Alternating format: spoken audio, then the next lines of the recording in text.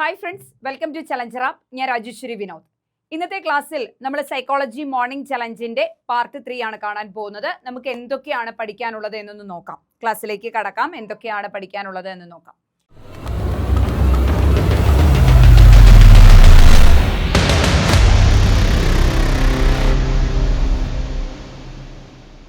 വൈജ്ഞാനിക സിദ്ധാന്തം ആവിഷ്കരിച്ചത് ആര്?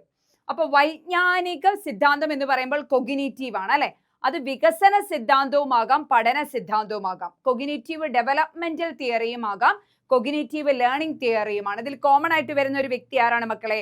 ഏത് മനഃശാസ്ത്രജ്ഞനാണ്? പിയാഷെ ആണ് അല്ലെ. അപ്പൊ വൈജ്ഞാനിക സിദ്ധാന്തം ആവിഷ്കരിച്ചത് ആരാണെന്ന് ചോദിച്ചാൽ പിയാഷെ ആണ് എന്ന് പഠിച്ചു വയ്ക്കുക. വൈജ്ഞാനിക സിദ്ധാന്തം വേണ്ടവര് cognitive developmental theory, cognitive learning theory ആരുടേതാണ്? പിയാഷെയുടേതാണ്.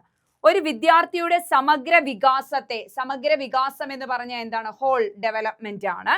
വിലയിരുത്താൻ ഉപയോഗിക്കാവുന്ന ഏറ്റവും അനുയോജ്യമായ രീതി ഏതാണ്? ഒരു വിദ്യാർത്ഥിയുടെ സമഗ്ര വികാസത്തെ വിലയിരുത്താൻ ഉപയോഗിക്കാവുന്ന ഏറ്റവും അനുയോജ്യമായ രീതി ഏതാണ്?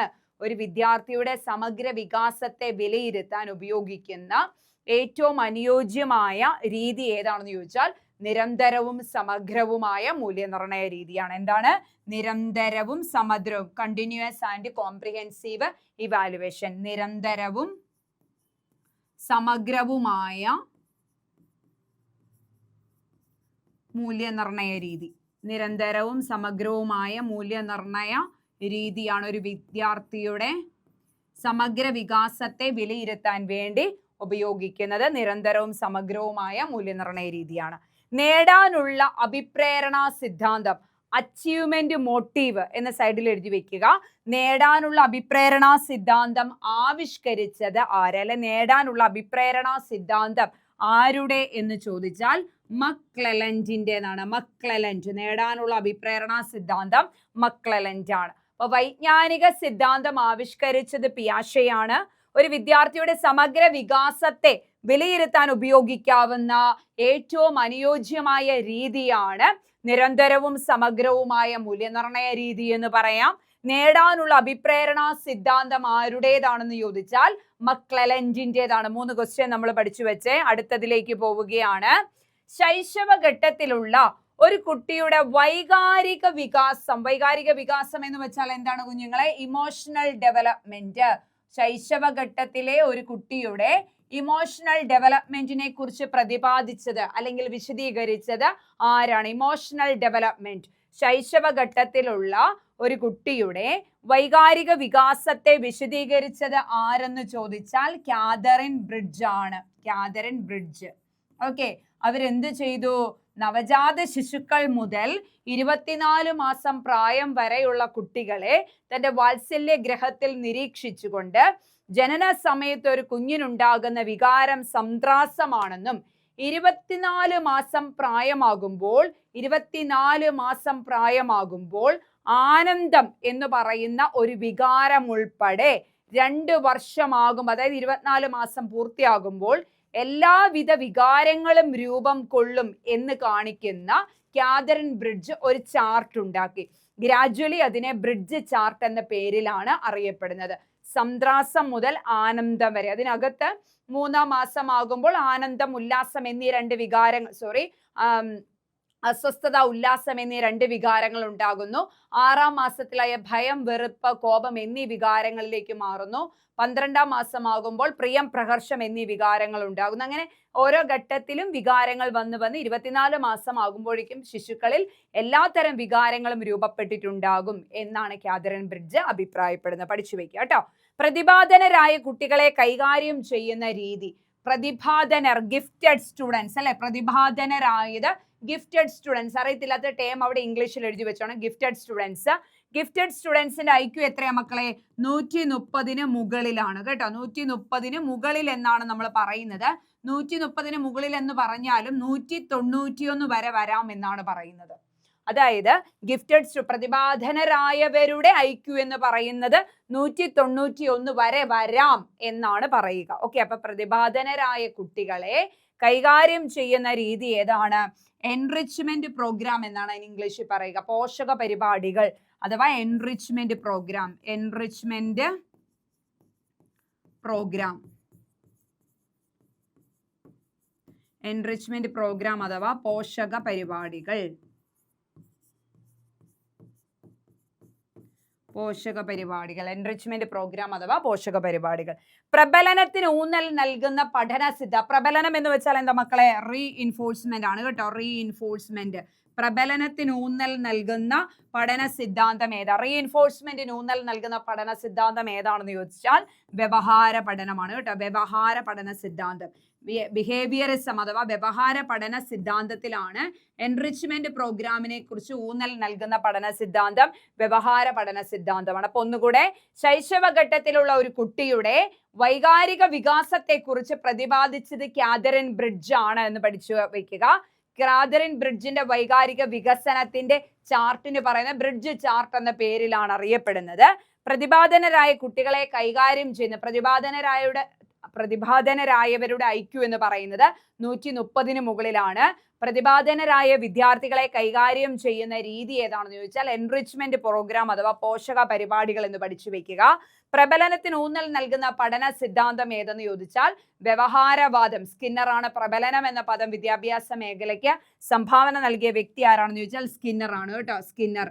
പ്രബലനം എന്ന പദം വിദ്യാഭ്യാസ മേഖലയിലേക്ക് സംഭാവന നൽകിയത് ആരെന്ന് ചോദിച്ചാൽ സ്കിന്നർ. ആ ക്വസ്റ്റ്യൻ അവിടെ എഴുതി വെച്ചോളൂ കേട്ടോ.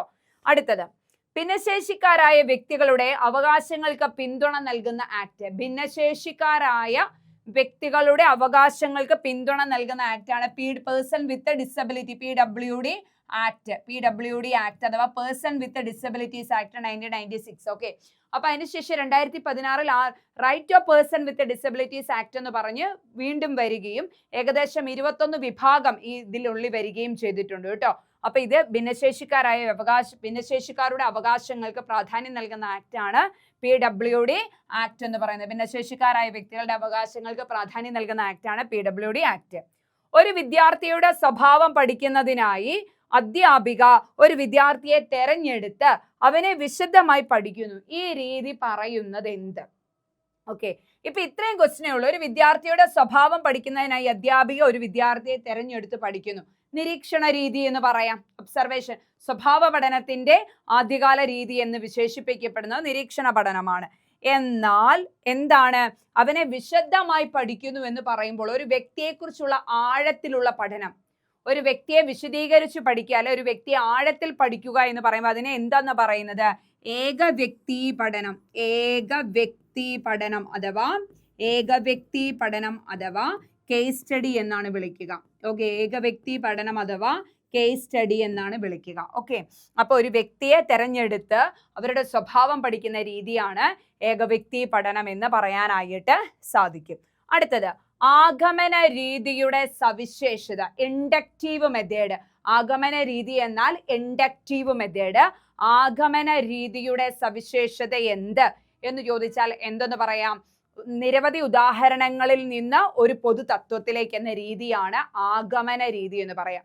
നിരവധി ഉദാഹരണങ്ങളിൽ നിന്ന് ഒരു പൊതു തത്വത്തിലേക്ക് എന്ന രീതിയാണ് ആഗമന രീതി എന്ന് പറയുന്നത്. നിരവധി ഉദാഹരണങ്ങളിൽ നിന്ന് ഒരു പൊതു തത്വത്തിലേക്ക് എന്നുള്ള രീതിയാണ് ആഗമന രീതി എന്ന് പറയുന്നത്. ഓക്കെ, നിരവധി ഉദാഹരണങ്ങളിൽ നിന്ന്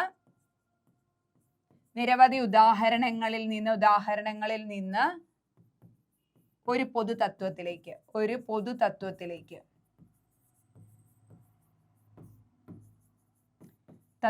എന്ന രീതിയാണ് ആഗമന രീതി. ഗണിത പാഠ്യപദ്ധതിയുടെ പ്രധാന സവിശേഷതയായി NCF KCF അതായത് NCF 2005 മുന്നോട്ട് വയ്ക്കുന്ന ഗണിത പഠനത്തിന്റെ പ്രത്യേകത ഏത്? എഴുതി വെക്കുക അവിടെ. NCF 2000 ഇത് LP-UPയിലും ചോദിക്കാം, കേട്ടിട്ടിലും ചോദിക്കാം കേട്ടോ. NCF 2005 മുന്നോട്ട് ഈ ക്വസ്റ്റ്യൻ ഞാൻ ഒരുപാടിടത്ത് കണ്ടുവച്ചിട്ടുണ്ട്. അതാ ഞാനത് കാണാതെ പഠിച്ചു വെച്ചത്. നിങ്ങൾ പഠിച്ചോളൂ. NCF 2000 മുന്നോട്ട് വയ്ക്കുന്ന ഗണിത പഠനത്തിന്റെ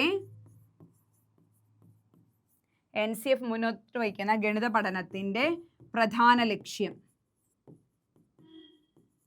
NCF മുന്നോട്ട് വയ്ക്കുന്ന ഗണിത പഠനത്തിന്റെ പ്രധാന ലക്ഷ്യം എന്താണ്? ചിന്തയുടെ ഗണിതവത്കരണം. ചിന്തയുടെ ഗണിതവത്കരണം. NCF 2005 മുന്നോട്ട് വയ്ക്കുന്ന ഗണിത പഠനത്തിന്റെ ലക്ഷ്യത്തിൽ പെടുന്നതാണ് ചിന്തയുടെ ഗണിതവത്കരണം എന്ന് പറയുന്നത്. ഓക്കെ ആണെന്ന് വിചാരിക്കുന്നു. അപ്പൊ നമുക്ക് ഒന്നുകൂടെ ഒന്ന് ഓടിച്ചിട്ട് നോക്കിപ്പോവാം. 10 ക്വസ്റ്റ്യൻ ഞാൻ എടുത്തിട്ടുള്ള ഡെയിലി ആയതുകൊണ്ട് ഏതൊക്കെയാണെന്നൊന്ന് നോക്കാം. ഒന്നാമത്തെ, വൈജ്ഞാനിക സിദ്ധാന്തം ആവിഷ്കരിച്ചത് പിയാഷെ. ഒരു വിദ്യാർത്ഥിയുടെ സമഗ്ര വികാസത്തെ വിലയിരുത്താൻ ഉപയോഗിക്കാവുന്ന ഏറ്റവും അനുയോജ്യമായ വിലയിരുത്തൽ രീതിയാണ് നിരന്തരവും സമഗ്രവുമായ മൂല്യനിർണ്ണയ രീതി. നേടാനുള്ള അഭിപ്രേരണ സിദ്ധാന്തം മക്ലെലൻഡ്. ദെൻ ശൈശവത്തിലുള്ള ഒരു കുട്ടിയുടെ വൈകാരിക വികാസത്തെ വിശദീകരിച്ചത് കാതറിൻ ബ്രിഡ്ജ് ആണ്. പ്രതിപാദനരായ കുട്ടികളെ കൈകാര്യം ചെയ്യുന്ന രീതിയാണ് എൻറിച്ച്മെന്റ് പ്രോഗ്രാം അഥവാ പോഷക പരിപാടികൾ എന്ന് പറയുന്നു. പ്രബലനത്തിന് ഊന്നൽ നൽകുന്ന പഠനരീതി, പഠന സിദ്ധാന്തമാണ് വ്യവഹാര പഠന സിദ്ധാന്തം. പ്രബലനം എന്ന പദം വിദ്യാഭ്യാസ മേഖലയിലേക്ക് സംഭാവന ചെയ്തത് ആരാണെന്ന് ചോദിച്ചാൽ സ്കിന്നർ ആണ്. ക്വസ്റ്റ്യൻ എഴുതിയെടുക്കുക. ഭിന്നശേഷിക്കാരായ വ്യക്തികളുടെ അവകാശങ്ങൾക്ക് പിന്തുണ നൽകുന്ന ആക്ടാണ് PWD ആക്ട് എന്ന് പറയുന്നത്. ഒരു വിദ്യാർത്ഥിയുടെ സ്വഭാവം പഠിക്കുന്നതിന് വേണ്ടി അധ്യാപിക ഒരു വിദ്യാർത്ഥിയെ തെരഞ്ഞെടുത്ത് അവനെ വിശദമായി പഠിക്കുന്നു. ആ രീതിക്ക് പറയുന്ന രീതിയാണ് ഏകവ്യക്തി പഠനം എന്നാണ്. കേസ് സ്റ്റഡി അഥവാ ഏകവ്യക്തി പഠനം എന്ന് പറയുന്നു. ആഗമന രീതിയുടെ സവിശേഷത ഒരുപാട് ഉദാഹരണങ്ങൾ പറഞ്ഞുകൊണ്ട് ഒരു പൊതു തത്വത്തിലേക്ക് പോകുന്നതിനെയാണ് ആഗമന രീതി എന്ന് പറയുന്നത്. ഗണിത പാഠ്യപദ്ധതിയുടെ പ്രധാന സവിശേഷതയായി NCF-ഉം KCF-ഉം മുന്നോട്ട് വയ്ക്കുന്നത്, അതല്ലെങ്കിൽ NCF 2005 മുന്നോട്ട് വയ്ക്കുന്ന ഗണിത പഠനത്തിന്റെ ലക്ഷ്യത്തിൽ പെടുന്നത് എന്താണ്? ചിന്തയുടെ ഗണിതവത്കരണം എന്നാണ്. ഓക്കെ, അപ്പം വളരെ ഇമ്പോർട്ടൻ്റ് ആയിട്ടുള്ള പ്രീവിയസ് ഇയറിൽ വന്നിട്ടുള്ള ക്വസ്റ്റ്യൻസിനെ സെലക്ട് ചെയ്തിട്ടാണ് തന്നിരിക്കുന്നത്. പഠിച്ചു വയ്ക്കുക. എന്തെങ്കിലും സംശയങ്ങൾ ഉണ്ടെങ്കിൽ താഴെ കമൻ്റായി ചോദിക്കുക. സപ്പോർട്ട് ചെയ്യുക. ബുക്ക് എടുത്ത് വെച്ച് എഴുതി തന്നെ പഠിക്കുക. നന്നായി തന്നെ പഠിക്കുക. ഏകദേശം ഞാൻ പറഞ്ഞല്ലോ, നമ്മൾ ഈ മോർണിംഗ് ചലഞ്ച് നിർത്തുമ്പോഴേക്കും ഏകദേശം ഒരു 1000-ഓളം ക്വസ്റ്റ്യൻസ് നിങ്ങളിലേക്ക് എത്തിയതിനു ശേഷം മാത്രമേ നമ്മൾ മോർണിംഗ് ചലഞ്ച് സ്റ്റോപ്പ് ഇട്ടിട്ട് മറ്റൊരു ആക്ടിവിറ്റിയിലേക്ക് പോവുകയുള്ളൂ. അപ്പോൾ ഏകദേശം അത്രയും ക്വസ്റ്റ്യൻസോളം നിങ്ങൾക്ക് കിട്ടും. അതുകൊണ്ട് നിങ്ങളൊരു നോട്ട്ബുക്ക് എടുത്ത് വെച്ച് തന്നെ സൈക്കോളജി ഇങ്ങനെ പഠിക്കുക. അപ്പോൾ അത്യാവശ്യം സൈക്കോളജി ഇഷ്ടപ്പെടാത്തവരാണെങ്കിൽ പോലും എന്താണ് ഈ ക്വസ്റ്റ്യൻ ആൻസർ പഠിക്കുന്നതിലൂടെ ഏകദേശം മാർക്ക് നമുക്ക് 20 മാർക്കിൻ്റെ LP-UP ഒക്കെ ആണെങ്കിൽ തന്നെ ഒരു 12-13 മാർക്ക് സൈക്കോളജി അങ്ങേയറ്റം ഇഷ്ടപ്പെടാത്തവരാണെങ്കിൽ പോലും സ്കോർ ചെയ്യാൻ പറ്റും. ഇഷ്ടപ്പെടുന്നവരാണെങ്കിൽ ടോപ്പിക്കിനോടൊപ്പം ഈ ക്വസ്റ്റ്യൻ ആൻസറും കൂടെ പഠിക്കുമ്പോൾ നിങ്ങൾക്കത് ബെനിഫിറ്റ് ആയിട്ട് മാറും. ശരി മക്കളെ, എന്നാൽ മറ്റൊരു ക്ലാസ്സുമായി കാണാം. Thank you.